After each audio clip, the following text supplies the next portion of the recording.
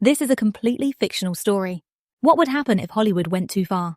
When you see me on the red carpet at the Met Gala or headlining a multi-million-dollar movie franchise, you think you're looking at an actress.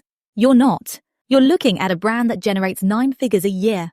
So when a group of traditional Hollywood studio executives tried to use a predatory contract to steal the digital AI rights to my face, my voice, and my likeness forever, they thought I'd just call my publicist.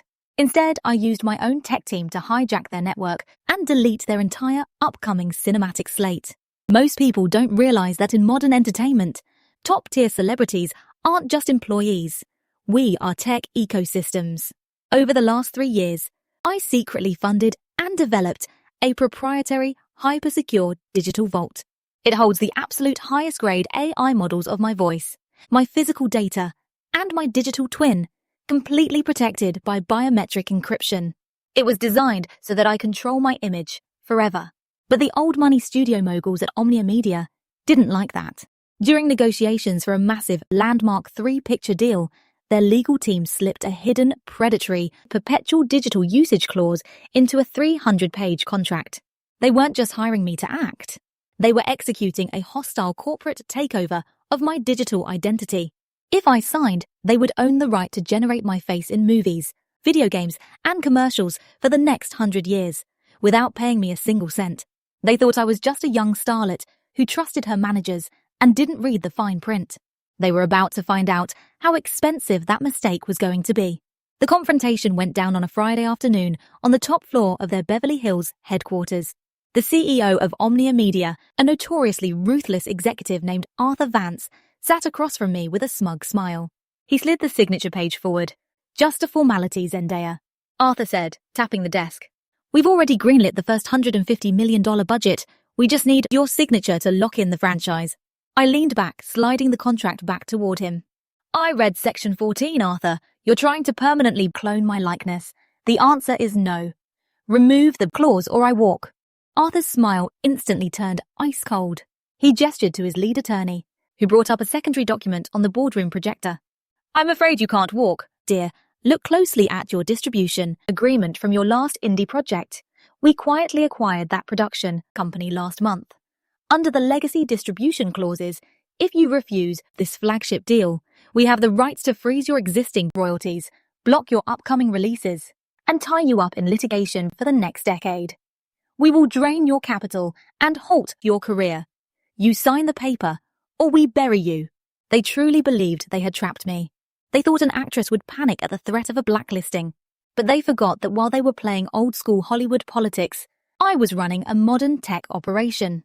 Before walking into that room, I had already connected my private server to the secure data pipeline we use to transfer unreleased movie footage to Omnia's network. Because they had actively tried to breach my digital vault during the contract negotiations to test my AI model, my security system had flagged their entire corporate network as a hostile threat. Right now, if you're enjoying this level of corporate retaliation, take a quick second to hit that like button and subscribe to the channel.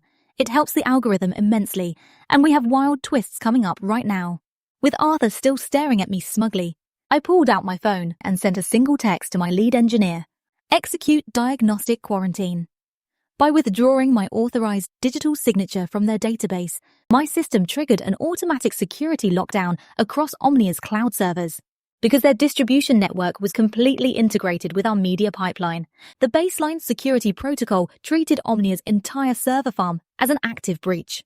The retaliation took less than 3 minutes to hit. Suddenly, Arthur's assistant burst into the boardroom, her face completely pale. "Arthur, we have a catastrophic system failure. The master servers for the entire winter slate just went offline.